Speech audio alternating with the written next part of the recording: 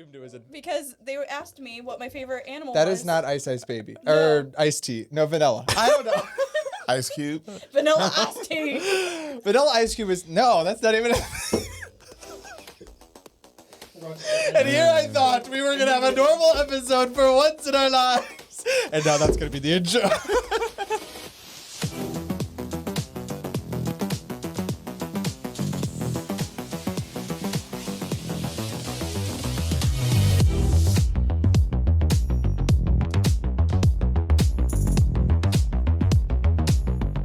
Welcome back to another episode of the NOYC GODcast. Well, we lost the girls. November has arrived officially. And so, this time of year, this month, it's not unusual for our minds to go towards thankfulness.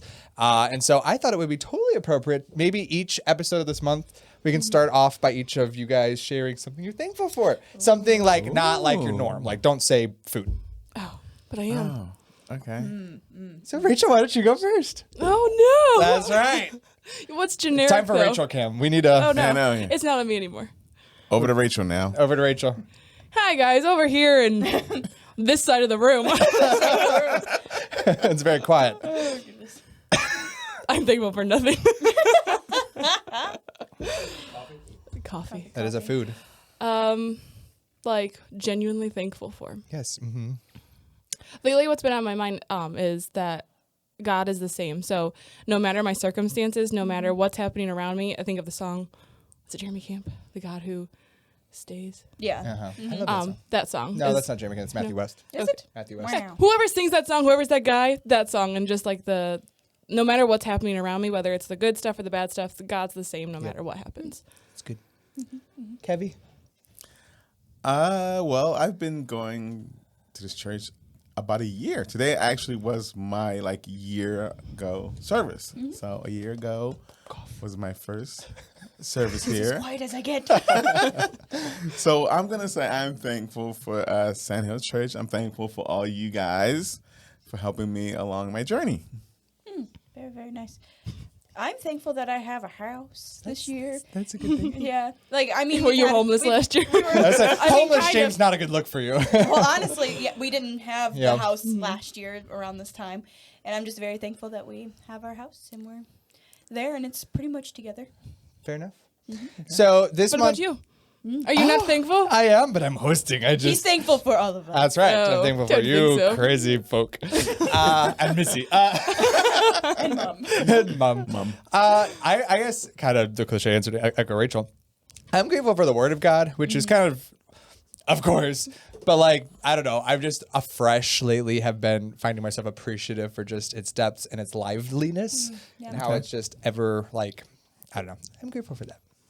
Yes. Is that acceptable? Okay. So this month we're taking a bite out of the hot topic straight out of the oven called humble pie. Do, do, do, do. Humble. I know, but Humble. No, that's tastes it. like? That's it. It tastes like humble. I actually did the Humility. research. It is. I actually did the research where that came from. And I actually took it out because I was like, we don't need to talk about this in here yet. So it actually started, poor people in England would eat humble pie, which was leftover innards of an animal That's good. that they'd put into a pie and give it to poor people. Yeah, that's good. And so, ironically, the word humble and humble. Would you like to talk about fingernails and toenails No, instead? sir. The word humble and humble actually have nothing to do with each other. They just sound the confused. same. But they got it confused, so that's where it came from. Anyways, it has nothing to do with what we're talking about today. But now you're informed. When Jeopardy asks you, you can know the question. I think I can make it to Jeopardy. Not a chance.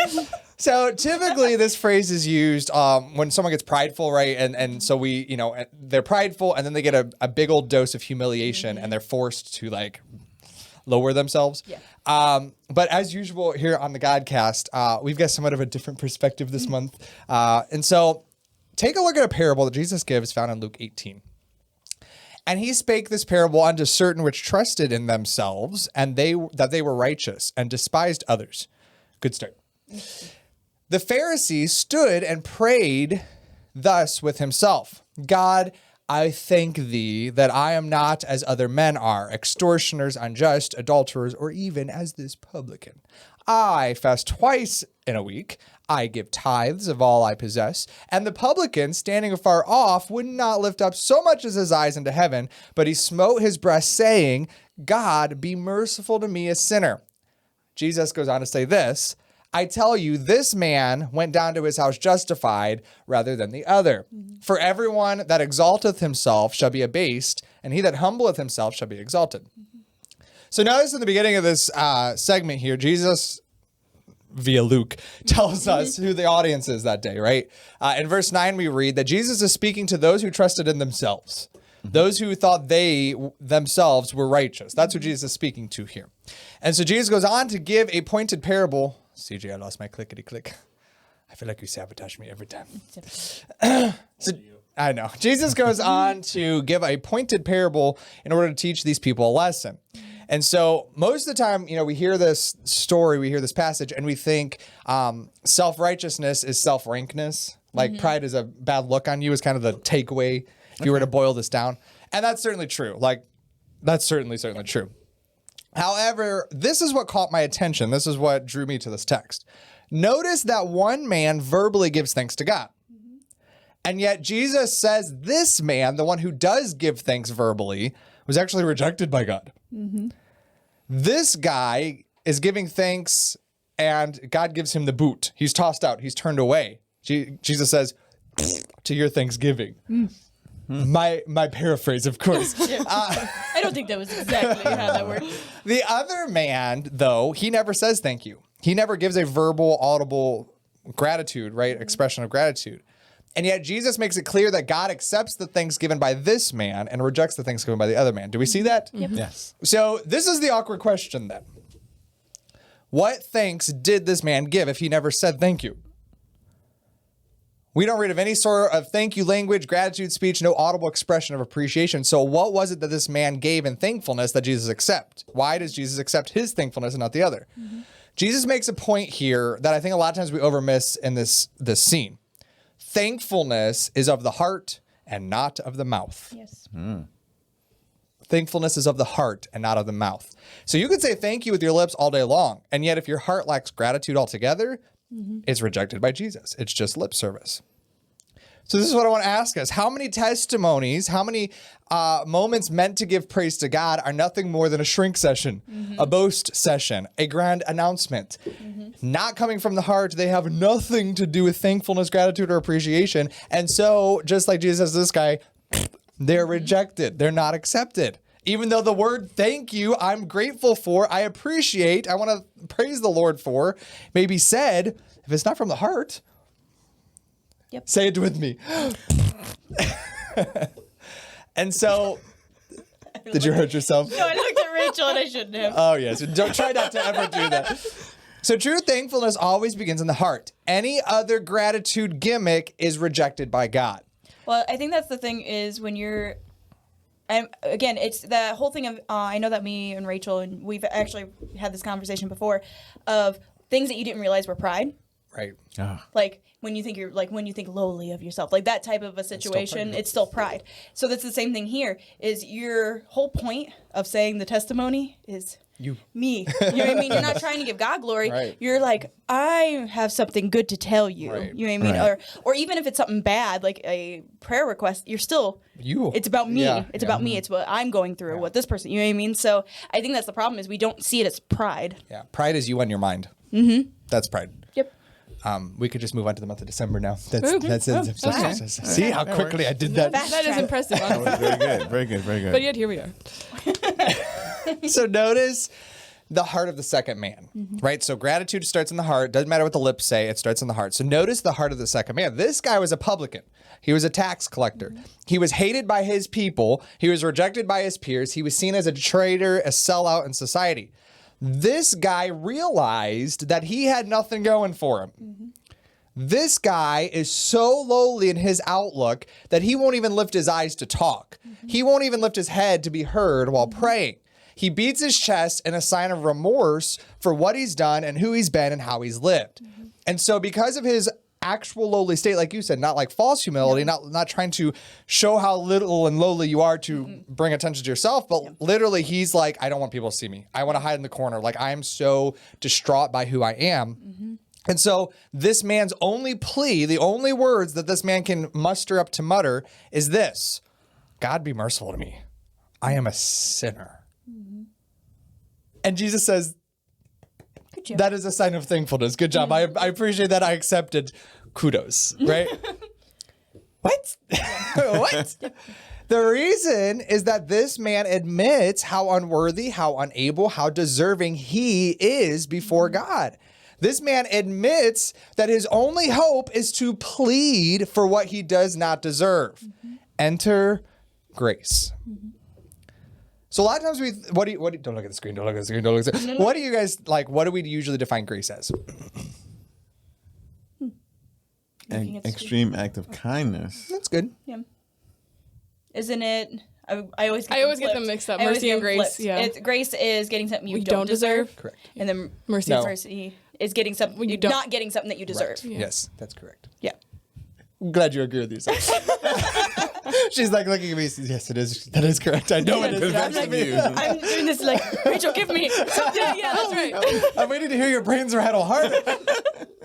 So a lot of times we hear grace defined as that which, we receive, but we don't deserve, right? Yep. So as you said, it's a gift of kindness. And biblically, grace is defined as favor in spite of ourselves, right? That's what biblically grace is. This is what this man appeals to here. He appeals to grace in this situation. This undeserving, wretched, wicked sinner of a man cries out to God and begs for the very thing that he certainly doesn't deserve. What's fascinating, this really blew me away as I studied out. What's fascinating is that the word the Bible uses for thankful is the word Eucharistos. You guys say that. Eucharistos. I feel like you're going to take me in the alley and beat me up. That scared me a little bit. I'm not thankful for that. Okay. You're Christoph. So thankful. I did not know I had to be nervous at this table, but all of a sudden here I am. So the word the Bible uses for thankful is your Christos, which means favor, grateful, pleasing, or agreeable. Do you know what the root word is of that word? The root word of your Christos is the word charis. Charis. Cheers. I Do you would know say charis. charis? Yeah, not in Greek. No. Okay. But anyways, that word, kairos, whatever it is, charis. Let me say it this way. The root word of thankful in the Bible is the word grace. Okay. Now, I am like an etymology nerd, so that means a lot to me. That seems like a big word. It means the meaning of words. Oh, good. I was nervous what you're bringing to the table. So guys, the concept here. The root word of thankfulness is not appreciation. The root word of thankfulness is grace. Biblically. Like I'm not making this up. This is what the Bible says. The root word of thankfulness is grace. So when we're thankful, we're admitting that what we have is no result of ourselves. In fact, as the tax collector states in the scene, it's in spite of ourselves. Yeah. Everything we have is in spite of who we've been and what we deserve and what we should have. And so this really isn't a new concept for most of us, because how many of you, when you're teaching the kids, how many of you sit down and before you take the first bite, what do you say? Say grace. You say grace. Why is it called that? Have you ever thought I've about always that? wondered that. Yeah, I mean, versus the like, say the blessing, say the prayer. Why is it called say grace? Well, this is why. You have no rights to that food. There's nothing you can do to earn that cheeseburger or pizza or coffee. Or do you pray over your coffee? Oh no. Do you? No. But do you see what I'm saying? Jamie's so Shame, you Pharisee. As lowly coffee publican drinkers. No, publican coffee. No, I said that right. Publican coffee drinkers. I thought I said coffee like. Never mind. I South digress. Drink coffee, not publicans. Okay. Is that a new t-shirt? I like the word publiki.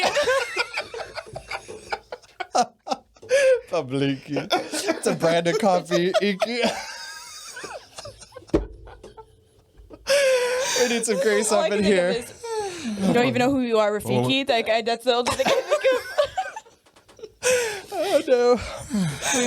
of. We made it this far, guys. I know. Yeah, we were doing good. We were doing really good. So this is what the Bible says. Grace is the root of thankfulness. And so when we sit down to say grace, what we're saying is, I don't deserve this food. I couldn't do anything to earn this food. I am giving grace, admitting that this food is in spite of me, and yet God has given it to me. That's why we say grace. All these years I didn't know until this week. It's just called grace, I don't just- you know? So should we say grace over everything? Absolutely. Yeah. I mean, right? technically, But that really wasn't a question. That was more okay. like, Yes, get Kevin, we it. should. Don't beat me up in the alley. There are no alleys around here. Oh, that's the part. There's a That's field. the part of that sentence that is disturbing. No alleys. Do you know how much work it's going to take to get you to an alley? I would beat you up in the backyard, obviously. We had to find 2 buildings, Put them together so I can beat you up. some I mean, trash building- dumpsters, a rat. Come on, we don't have these things readily available. Oh no. But to Kevin's point, how often do we say grace unthankfully? Like lip service, not heart service, right? And this question kind of plagues me. Like, how often does Jesus reject our grace? Yeah. Like that. How food many is- times do you that say food grace is- when you already have the food in your Yeah, mouth? exactly. That food is not blessed. Like I've noticed with Juliet, we're trying to get her, and she does very, very well. But there for a while, it was like as the loop de loop cereal's in her mouth crunching, she's saying thank you, Jesus, Yeah. for our food. That was impressive. And it's like I That's what that's called. I tried to teach her. I'm like, you're not really thankful for Yeah. that. You're just saying the words to make dad happy. That's not what it's about. It's about heart. But it's the same way with us. Like when we say a blessing over the food, are we actually grateful for this? Are we saying grace? Are we saying I don't deserve this? I'm grateful I'm not hungry right now. I mean, we've seen people who are hungry. We've been to third world countries where they have nothing to eat. They're eating mud literally. Yeah. And so we've seen that. I should be so appreciative. I should be so thankful and say grace knowing I don't deserve this. But it shouldn't just be for food. Yeah. I started this, make me a rabbit trail now. I started this when I first started driving, and I still do it now, many years later. But every time I fill up my gas tank, as I'm pumping, I always say a prayer of grace over. I don't eat it. You say grace over your gas. Not at this was price. really good. I was going to say, it's too expensive. But I always thank the Lord. Thank you for letting me fill up my tank again. Like I know so many reasons I shouldn't be able to do that. I shouldn't be able to afford this.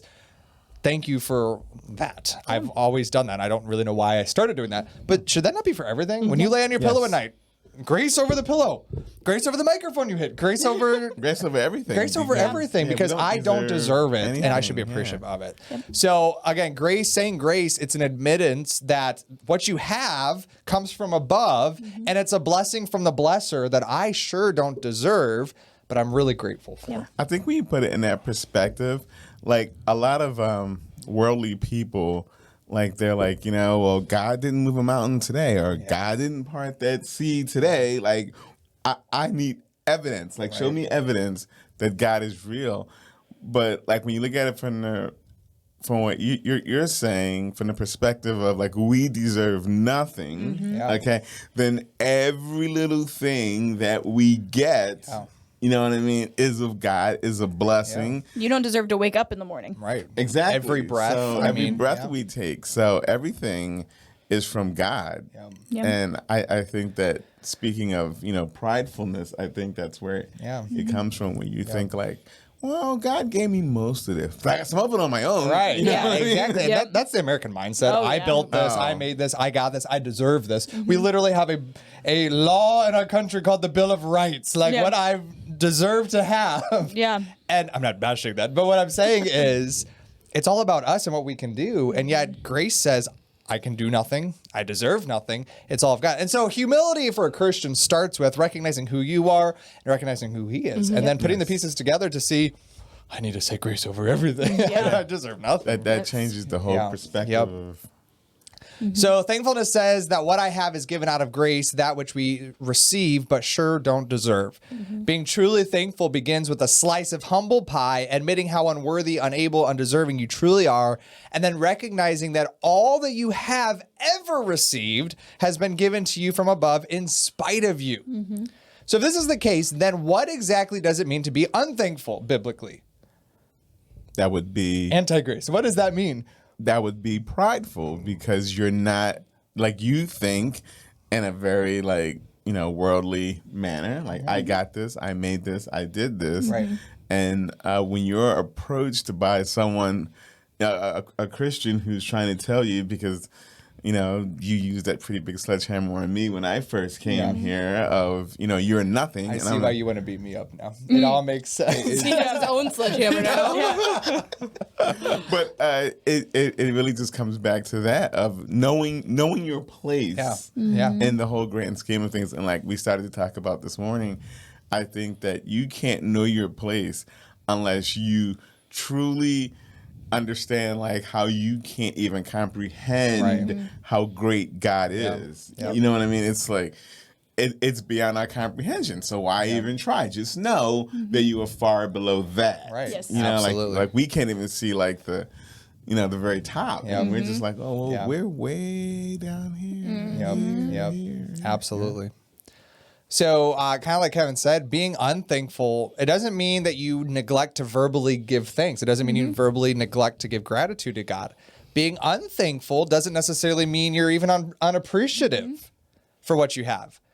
Biblically, being unthankful occurs when you're prideful, when you rely upon your efforts, your ability, your righteousness, your piety, your accomplishments, your standing, your position. What you're bringing to the table is pride. And Piety.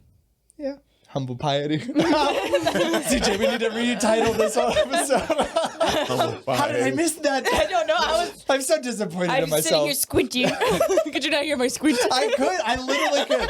I was like, I thought she was trying to get Rachel's attention. Or I thought I said something funny, but no, she's just a genius. Never seen that coming. I did say something funny, though. Did you? Yeah, Always. your mouth made noises. Sure. My shirt? Does it make noises? So Jesus tells us here in this scene. So what I want to stress through, do we realize Jesus is telling a parable here? Meaning this never happened, but meaning Jesus uses his heavenly imagination to make a point here. He made these people as extreme as he could to make a point here. And so Jesus tells us here that being unthankful occurs when we fool ourselves into thinking that we have who we are, what we do comes from ourselves instead of from the grace of God. Pride says, I have done this, so I deserve that. Humility says, I deserve nothing, and everything I've been given is a gift from a God. From God. Yes, thank you for clarifying. Sorry. That really just rubbed in me. But okay. Yes, from God. From God. The only. Yes. And so this is the question I want us to ask. Are you thankful? I'm not asking if you write what you're thankful for on your Thanksgiving placemat. I'm not asking if you give testimonies. I'm not asking if you say, thank you, Lord, praise the Lord. I'm not asking that. From your heart, is there pride or is there grace? Do you recognize that anything and everything you have is in spite of you? You deserve none of it, and yet God gives it to you anyways. How many pats on the back do you give yourself? How often do you congratulate yourself on who you are and what you've done and how you live your life? How often do you build yourself up, puff up your perception, even though every good gift comes from above? Not only verbally, but in private. When you lay your head on your pillow each night, how many times do you think about the things you've accomplished in that day yourself? The things you've earned and gained in life? Being thankful admits inability, but being unthankful admires our own ability. CJ, bad things are happening. Well, I guess we're done. Strange things are happening to me. You made Jamie sing. She's a genius and a singer. I did Would not I do see that? this Do you not know what I'm coming. talking about? Not at all. Toy Story. No, never seen that. It's the montage. It's what is it? What's going on in that? I don't What's know. going on right now? What's going on, guys? So obviously we're gonna be talking about pride all month, and like pride, to be completely honest, is one of my. I don't feel like I have a pride issue. I mean, I think everyone has a pride issue. Yes. I feel like that is not my top sin, like the top area that God just has a hard time getting a hold of because I won't let him. However, that is the big beam I see in other people's eyes that drives me crazy. Pride is just, especially for preachers and pastors, I have such a hard time with prideful men of God. Because if there's anyone who should know it's in spite of you, it should be the man of God. Yeah. And yet I look at churches, I look at pastors, I look at preachers, and all over the place, we're so full of ourselves. We think of what we've accomplished, what our church is, and that's unthankfulness. That's pride. The opposite. But it's difficult. We talked about this recently, whereas whenever someone does something good, okay, we're quick to say, Right. Good job. I was going to go, good job. John. Yeah. I'm gonna go, good job, Rachel. Okay, bring you into the Thank conversation. you. Wow, who is that over there? When did you get here? But like whenever something happens in your life, like even your kids, thank you for lunch, mommy. Okay, and you're just like, you're welcome. Okay, you know what I mean? Or she just says, thank you for cooking dinner. Okay, how often do you think to say, thank God, not me, because he gave me, you know what I mean? We tend to take those compliments, like some of us even like need, like our emotional state requires compliments. Yeah. Okay, like there's a lot of y'all out there. I didn't mean to point, but there's a lot of y'all out there who I don't know what it is, but you require pride in your life. Like you require the compliments. And I remember at camp when I was doing the prayer station, I was trying to convey this, and I really didn't know how to answer the question because one of the kids there said, "Does God not want us to be proud of ourselves?" Okay. And I didn't have the knowledge that I do now, which I would have answered him differently, okay? But I gave him the answer of, well, pride can lead to, you know, maybe so many other bad things because it makes you think you're better than people who don't get the compliments you get and everything else. So, yeah, the whole pride thing is really, I mean, we all have it at some point. I mean, so I think that's a good question. Does God want us to be proud of ourselves? Does God want us to be proud of our children? Does God want us to be proud of our church? Of the things we do for him? Because usually this is how it goes. I pat Rachel on the shoulder, apparently. And she goes, no, it's all him.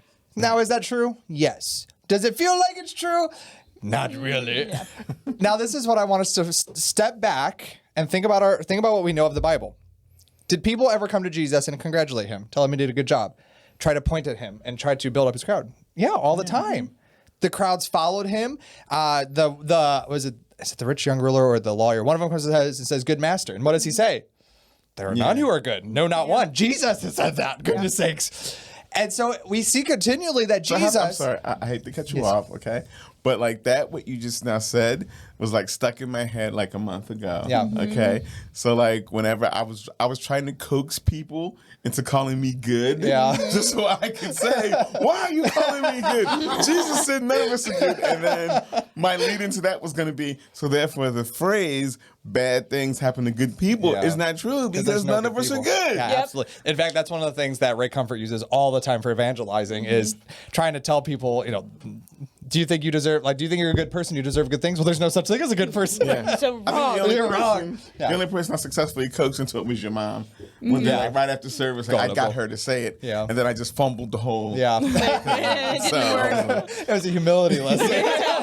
But back to Jesus. So Jesus deterred pride. And yet who is the one person who's ever existed who rightfully could have pride, who really was righteous, who really was legit, who really was perfect, and yet he deterred pride? Didn't God want Jesus to be proud of himself? Didn't Jesus do everything God had asked him to do? Yes. And yet he still deterred self-congratulation, self-pride, self-building, self-boasting. Why? Why did Jesus do that? Always, at all times, to reflect God and not him. Not the man Jesus, but God. Yeah, but like sometimes when we say, "Oh, well, it's all thanks to God," we're like, "I want them to think that I'm a really good person because I'm pointing it back to Jesus." You know what I mean? So like we're still taking the pride. We from watched Family Camp with the Skit Guys on Friday night. I think it was funny stuff. You guys know Skit Guys? Do you know Skit Guys? I do not know. We have to introduce you to Skit Guys. We have failed you. A year today, and we have we failed sent you. him the chiseled one. We need to. I don't know. Oh, I thought we did. So we were watching the talked movie, about and it, at I one remember. point, Tommy, do you remember which one's Tommy, the tall one? He's choking on a rib bone. Oh, no. Like not his. Like he was eating ribs. He wasn't eating his own ribs. He was eating ribs. How does lid? Just pops in your mouth. I don't know. He was eating ribs. Dislodged, worked his way through his body. He was eating, his legs probably fell off on the other side of the road, more likely.